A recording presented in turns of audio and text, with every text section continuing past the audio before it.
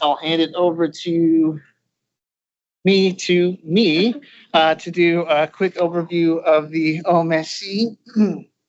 And we were thinking, yeah, we see several new faces here, honestly, including new faces to leadership, myself included, Matt, Peter, those sorts of folks. We thought it'd be a good idea just to touch base on the OMSC, what we do, what we're not. And frankly, I think it's a good idea to do this just on a recurrent basis anyway.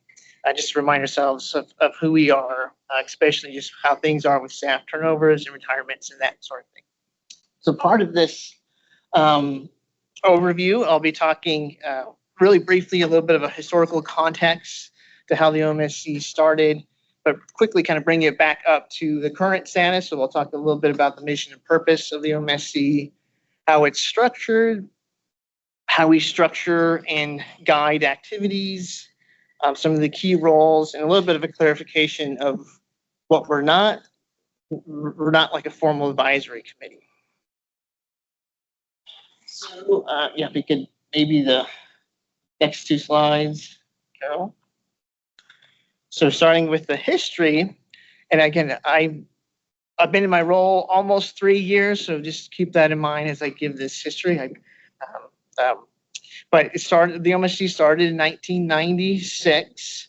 Around that same time, ODOT more formally established their modeling group, the Oregon Modeling Improvement Program. Also around the same time, ODOT was developing the statewide model, the statewide integrated model, SWIM. And really the initial start of the OMSC, with the name being the Oregon Modeling Steering Committee, was established with the purpose of helping provide input, coordination from the modeling folks here in the development of the statewide model. But also around that same time, OMUG, the Oregon Modeling Users Group, was established, as we just heard. That's still a big function of the OMSC. And then over time, essentially drifting away from that specific purpose of informing the statewide model and more on general coordination, more on leveraging resources beyond that, essentially occurred. And I noted a couple of big things here. I'll be honest, a little bit of a multi-purpose of why I wanted to present this was the value added, essentially, of the OMSC, to continue to communicate that and showcase that. And so some of the big things I was also going to highlight in the past that have been coordinated through the OMSC has been essentially using Metro's Geminar platform, having at the basis for the other MPO models, including ODOT's ones that we maintain, and also the previous travel survey that was conducted in 2011, the Oregon Household Activity Survey in that time. And I also wanted to highlight those two because you can see parallels of some of the major efforts that's currently being coordinated through the OMSC. So essentially through time, it moved away from that specific purpose, and in 2019 had a formal name, or is it formal? I don't know. We changed our names to the Oregon Modeling Statewide Collaborative. And I actually really like that word collaborative because it really does represent what the OMSC does.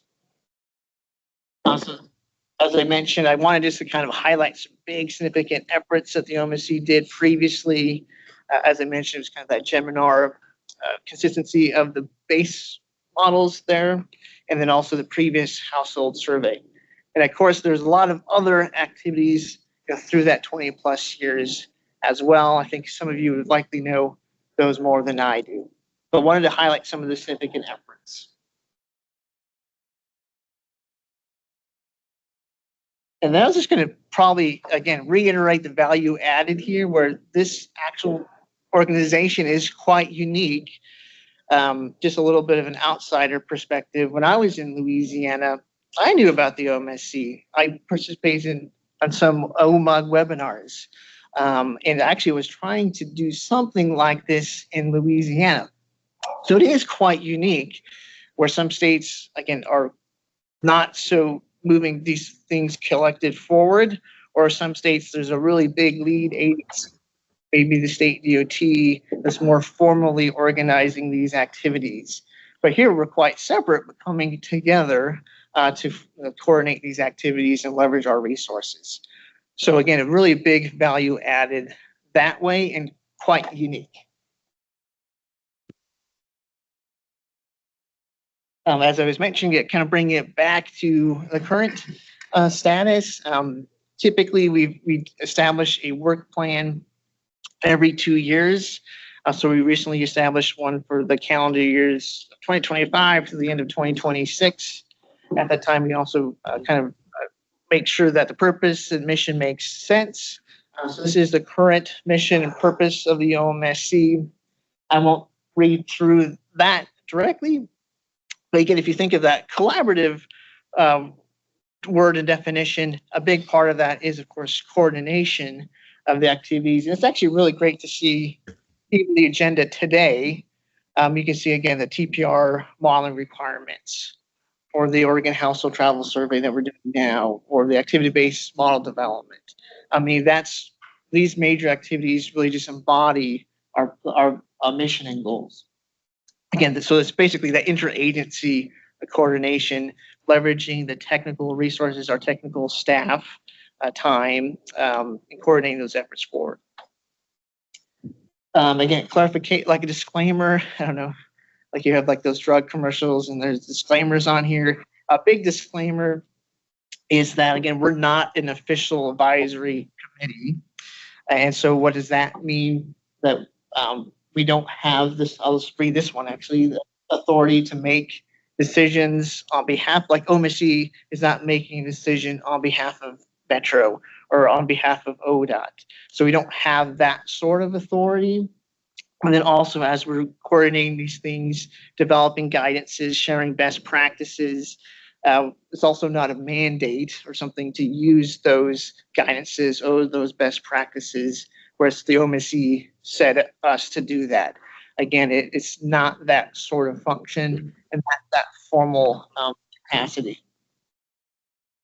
And just to kind of say, oh, is that good? Is that bad? There's trade-offs to that, of course.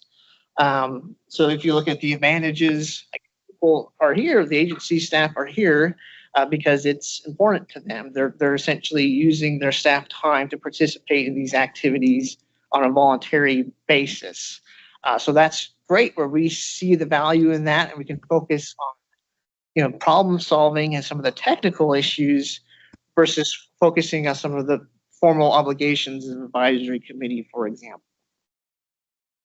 So I was going to pause here. I was going to maybe see if I wanted to highlight anything else. I guess kind of the trade-offs. There's no formal funding, like, hey, OMSC gets this amount of money. Again, the funding is coming from the agencies. The staff time, again, is coming from the agencies that way.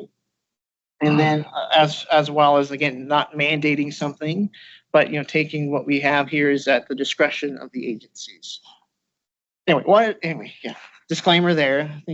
I think we kind of understand that, but every once in a while, I think in the past that there's been some confusion around there.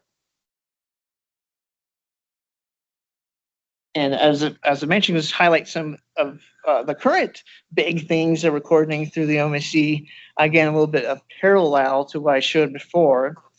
Again, the ABM development, which we'll hear more here shortly, as well as the current Oregon Travel Survey.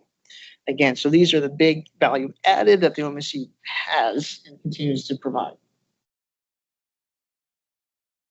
And then this is, again, we're not only doing these giant, these big things, but we're also, leveraging the technical knowledge of staff and the tech in these areas, coordinating these specific topics. Is also something that we do.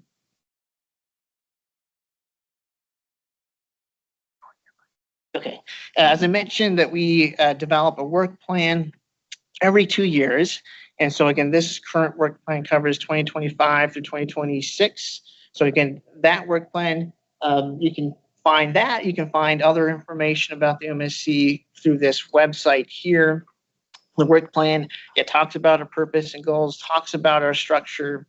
It also defines a really well done, really well thought out detailed work of specific items that we'd like to accomplish throughout those 2 years as well. Actually, if you haven't seen that, I would recommend that you do look at that and kind of peruse that. And that really gives you a good idea of what we're focusing on within these 2 years. Let me do a quick time check. And these are the formal structure of the OMSC. There is the executive committee. You heard some folks introduce themselves as being part of the executive committee. It includes a chair, includes a co-chair. So Matt's the co-chair. And part of that executive committee is representation from ODOT, from Metro, from a mid-sized MPO, and from a small MPO. And the current subcommittees are the modeling program coordination subcommittee. That's the name, Peter. That's the subcommittee that you chair. Right on your hand. That could have been very. You got it. The technical tools, and that is about model development and challenges and issues and implementation. The technical tools subcommittee, which Alex is the lead on, and then we've heard also the travel survey subcommittee, such an important subcommittee with the coordination of the current travel survey, and also really continue conversations around what the next travel survey will be. And then also we heard I think everyone's here also from the OMUG. So we mentioned the OMUG as well. That's a little bit more of the outreach, maybe not focusing on specific Oregon things that we're coordinating here. So kind of bringing best practices, but maybe a little wider outlook from the greater transportation modeling community. And I'll briefly end on a couple of slides. One, again, here's the current leadership also defined at each of the work plans when we do that. So this is defined for 2025 through 2026.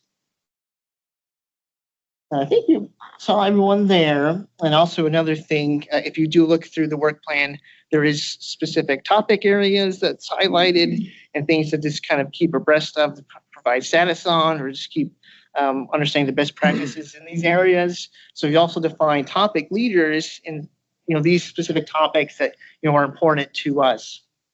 And sometimes we'll ask those topic leaders to present information about that. Obviously, you hear today about the ABMs. You'll hear today about the transportation planning rule requirements from Zachary. And so we identified essentially kind of contact folks for that. And also listed here is those 3 main folks for the OMUG.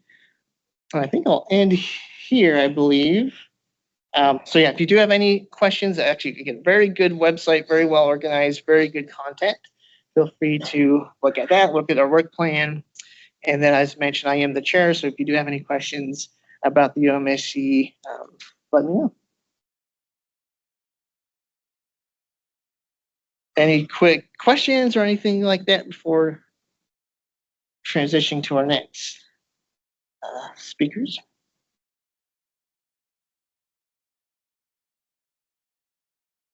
Just a quick question. I'll ask a question myself. It's just weird. But for folks, is this the first time you've had like an overview of the OMSC, that you've heard that? I'm just kind of curious if this was something that was helpful. As I mentioned, there's several new faces. A long time. I don't know if I've heard it quite like that. I don't know. Okay. This was excellent. Appreciated that. Okay, great. Well, very good.